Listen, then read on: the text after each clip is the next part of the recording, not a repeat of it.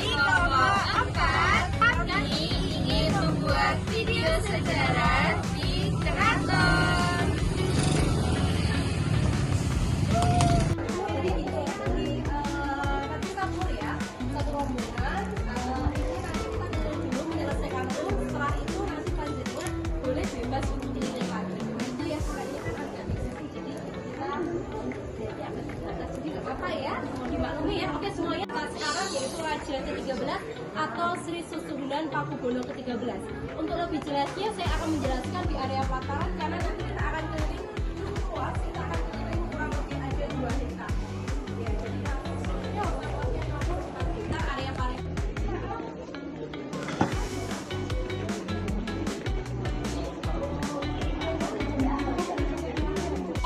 sekarang teman-teman sudah memasuki ke area halaman atau ke area pelataran Keraton Surakarta. Ya, Keraton Surakarta ini monggo silakan Mas Satu Karangannya dimohon untuk bergabung, jangan terpisah dari rombongan karena nanti kita akan keliling tur dulu ya. Setelah itu nanti kalian kalau mau keliling lagi boleh, tapi yang penting kita selesaikan turnya dulu. Jadi dimohon untuk tidak bergabung dengan rombongan lainnya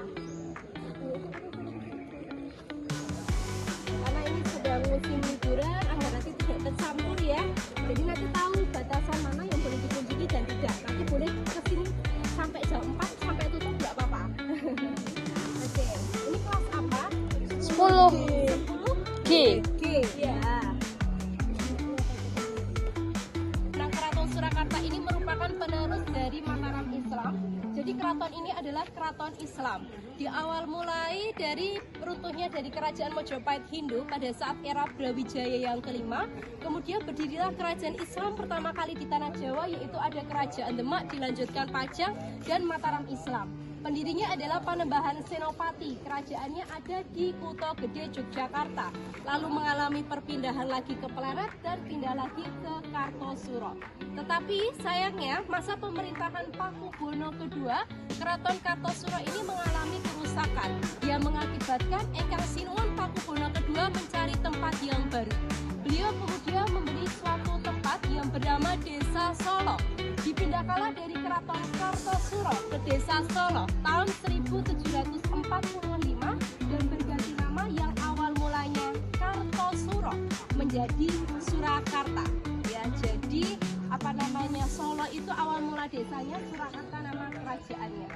10 tahun kemudian tahun 1755 melalui perjanjian Giyanti, sang adik yang bernama Pangeran Mangkubumi kemudian diberi wilayah Jogja dan beliau menjadi Sri Sultan Jogja yang pertama. Bisa disimpulkan Keraton Surakarta ini adalah kakak dari Keraton Yogyakarta, lebih tua Keraton Solo daripada Keraton Yogyakarta. Tahun 1757 terjadi perjanjian yang lebih kita kenal dengan perjanjian Salatiga, di mana keponakan Pakubono kedua yang bernama Raden Masaid diberi wilayah sebelah utara keraton. Wilayahnya bukan sebagai kerajaan karena masih dalam satu wilayah ya, melainkan kadipaten, yaitu Kadipaten Mangkunegaran atau yang kita kenal dengan Puro Mangkunegaran. Jadi di sana itu gelarnya adalah sebagai adipati, rajanya ada di sini. Jadi Solo itu bukan dua kerajaan, tetapi satu kerajaan dan satu kadipaten. Rajanya ada di sini bergelar Pakubono, sedangkan adipatinya bergelar sebagai Mangkunegara. Ya, Keraton Surakarta ini memiliki luas 54 hektar, tentunya dengan Keraton Jogja dan lain-lainnya lebih luas ini. Sebagai kakak tidak boleh melebihi dari Keraton Surakarta sebagai tanda hormat dari sang adik kepada sang kakak yang di sini. Di depan kita ini ada pendapi ageng yang bernama Sasono Sewoko, tempat digunakan untuk serangkaian prosesi. Di Keraton Surakarta ini prosesinya banyak ya, kita menurut tanggalan Islam karena Keraton Solo ini adalah keraton Islam. Di sebelah sana ada ruangan perjamuan tamu yang bernama Sasono Hondroyo, dan di belakang sana ada area yang sangat luas sekali, ada Mas Sasono Putra. Oke, nanti setelah ini saya ajak ke museum karena di museum masih banyak koleksi.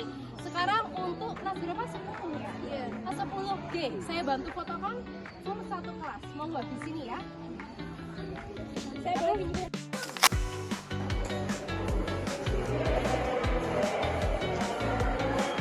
Baik, untuk di kamar pertama ini ada simbol Keraton Surakarta yang bernama Sri Radyo Laksono, dan di sini juga ada lukisan Engkang Sinuwun Pakubono yang kelima Raja Solo ke-12 dulu meninggal, wafat pada tahun 2004. Digantikan putra tertua beliau, Kanjeng Gusti Pangeran Haryo Pangabei, yang sekarang naik tahta atau juga menjadi Raja ke-13. Jadi beberapa koleksi kursi ada dari Belanda, Cina, Bali. Di sebelah sana ada lukisan. Beliau adalah seorang putri dari Keraton Jogja yang merupakan Raja Solo Pakubono ke-10. Dijadikan seorang permaisuri bernama Gusti Kanjeng Ratu Dewas. Kita lanjut lagi ke sini ya. Nanti boleh cari lagi ya.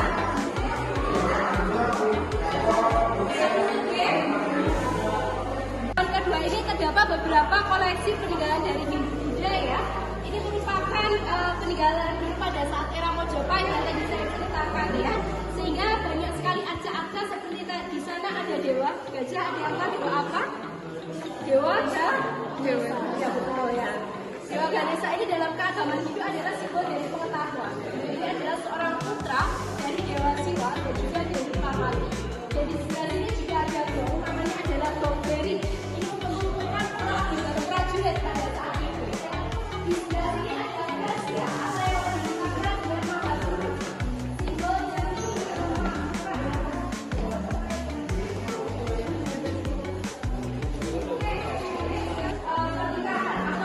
musim. Ada prosesi ritual lalu juga ada tilah di mana kematian suci akan dilakukan menggunakan kereta kencana, joli, dan juga nanti akan menggunakan rombongan dan lain-lain.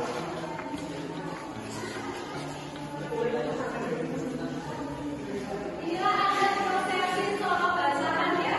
Solo sama Jogja hampir sama semuanya. Jika di Keraton Solo untuk gaya pakaiannya kami seperti ini, di Jogja warnanya cerah dan paisnya juga beda. Kalau Jogja paisnya lancip, Solo paisnya lembut. Itu kenapa tadi kita ada perjanjian Giyanti tahun berapa?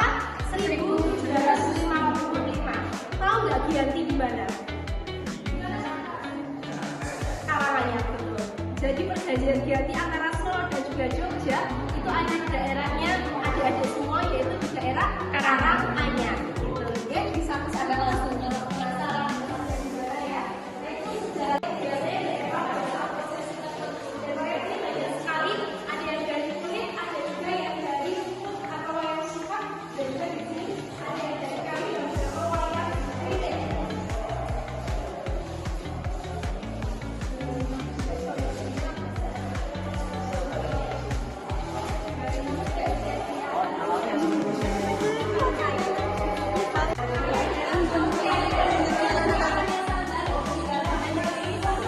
Dalam bahasa dan aksara Jawa.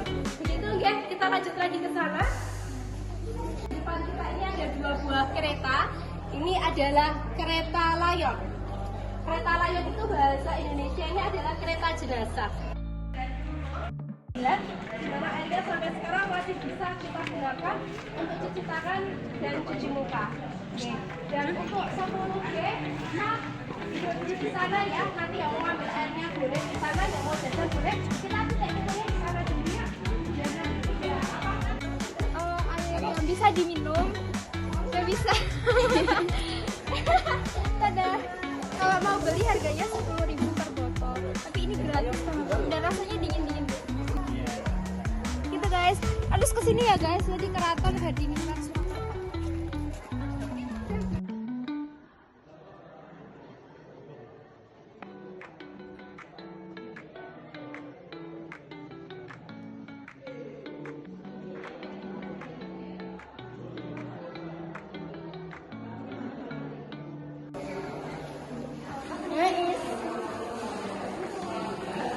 Untuk kereta yang di belakang ini namanya adalah kereta Kiai Mojokerto.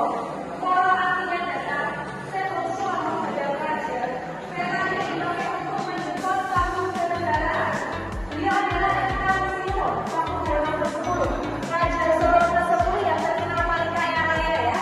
Jadi kalau adik-adik keliling area Solo menemui simbol PBX itu berarti Pakubono ke-10 jika bakal mobil pertama kali di Indonesia.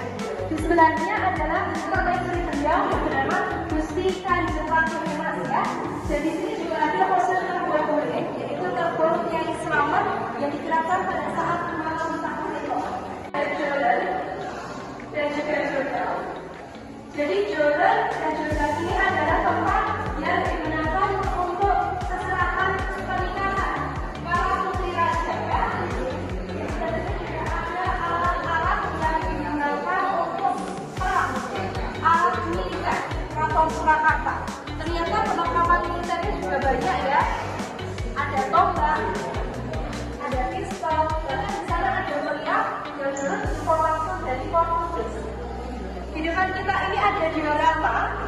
yaitu ada diorama dari perang Pangeran Diponegoro tahun 1825 sampai 1830 yang pada saat itu dibantu oleh Endang Sinu Pakubuwono yang ke-6. Secara diam-diam Raja Solo pernah membantu perang Pangeran Diponegoro, tetapi sangat disayangkan Pakubuwono karena beberapa Belanda diasingkan dari Belanda di Harbour. Sebenarnya ada putra dari Pakubuwono ke-10 yang menempuh pendidikan di Belanda dan kemudian menjadi kasar pertama kali di Indonesia bergelar Jenderal Kanjeng Gusti Pangeran Haryo Adipati Panembahan Jati Kusumo. Kita ke ruangan yang terakhir ya. Adik-adik semuanya kita bisa bergeser ke sini ya.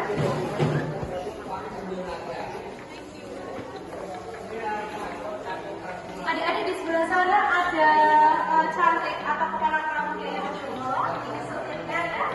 Jadi sini ada.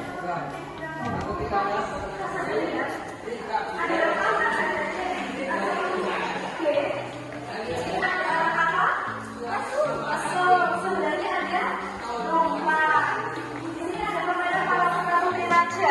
Ada cengklak, dapat. Di sebelah situ juga ada menikah untuk adu jangkrik. Dan di sebelah sini ada tubuh sini. Dan di sebelah sini juga ada ingatan dari Belanda. Jadi mereka pada zaman dulu ya. Dan ini bisa memuat sampai 40 kilo atau untuk 400 orang. Baik, adik-adik semuanya. Adik-adik teman-teman semuanya. Terima kasih atas perhatiannya semuanya. Baik, untuk 10G silakan mau putar kembali boleh. Mau foto-foto boleh, kita tutupnya sampai jam 4. Sudah bebas asal tadi ya tidak boleh melewati area yang sudah Mbak Ayu tunjukkan tadi. Terima kasih semuanya. Terima kasih Mbak Ayu.